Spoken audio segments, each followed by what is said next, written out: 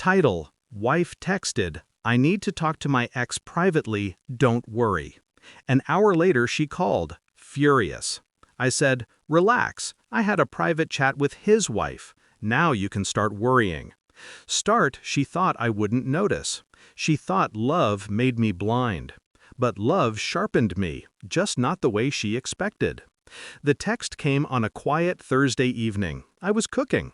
She was supposedly heading to a late work meeting. "I need to talk to my ex privately, don't worry. It's just closure. Don't make a big deal out of it." Closure. That was the word cheaters loved. It sounded responsible, mature. But the moment I read it, something cold settled inside me. I didn't reply. I didn't confront her. I just let the silence hang. I let her think she held the power. That was the first mistake she made, believing I was predictable. Because here's the truth, I already knew. We'd been married 7 years. 7 years of routines that became rituals. She used to cling to me in bed like I was oxygen. We shared laughter like it was a private language. She once said I was the safest place she'd ever known. But love changes shape. I saw the shift before she realized she had slipped. The secretive smiles. New lingerie she said she bought just for confidence. The way her phone became another limb she never set down. The way our bed started feeling colder even when we slept inches apart. I asked once, just once, "Is there someone else?" She laughed. She kissed my forehead. She called me insecure. So I stopped asking, and I started watching. The betrayal didn't feel like a knife. It felt like freezing water, that slow, creeping numbness. It hurt less each day.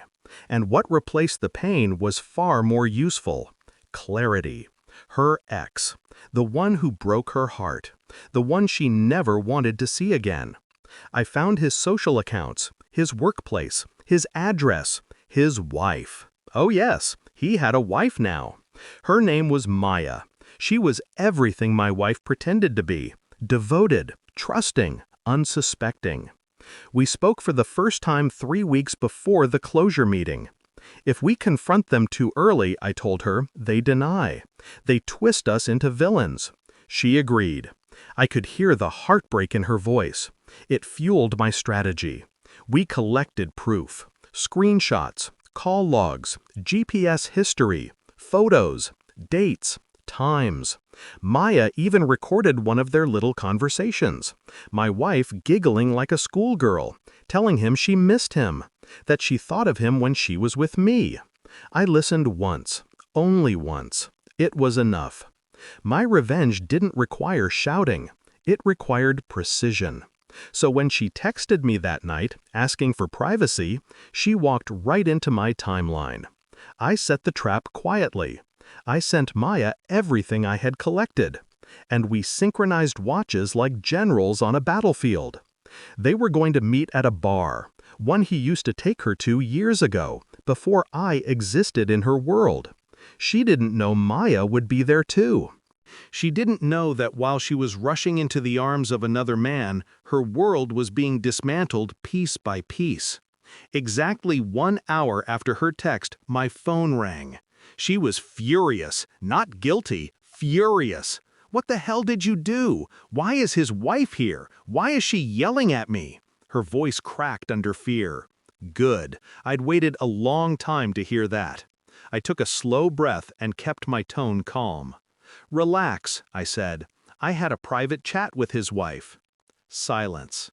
Heavy, terrified silence. "Now," I added, "you can start worrying."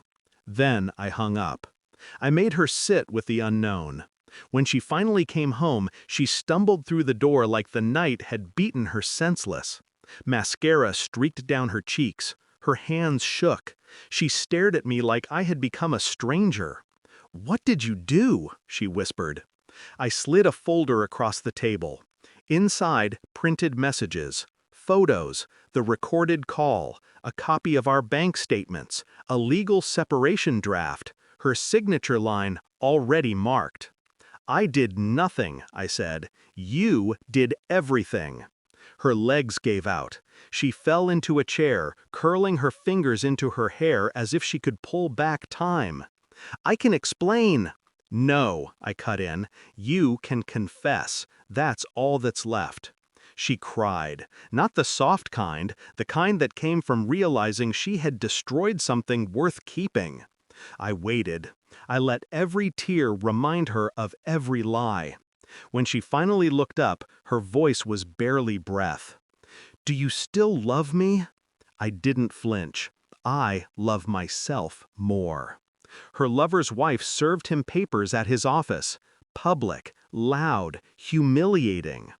My wife moved into a temporary apartment, the kind with blank walls and cheap furniture. She begged to meet, to talk, to fix things. She even tried sending flowers, like flowers could erase betrayal. But while she lost everything, I gained clarity. I gained freedom. Our house became my sanctuary again, quiet, peaceful, honest. One afternoon, she showed up at the door, face thin, eyes hollow. "I made a mistake," she said. "No," I corrected, "you made a choice." She tried one last question. "Will you ever forgive me?" I looked at her like she was a ghost passing through a place she no longer belonged. "I already did," I said, "the moment I let you go." She broke again. But breaking was good. Breaking meant she finally understood. Revenge is ice. Silent, sharp, calculated. Fire burns and fades. Ice freezes, and it holds. I didn't scream, I didn't strike, I didn't betray. I simply showed her the truth she created. And then I walked away intact. She will remember that night forever.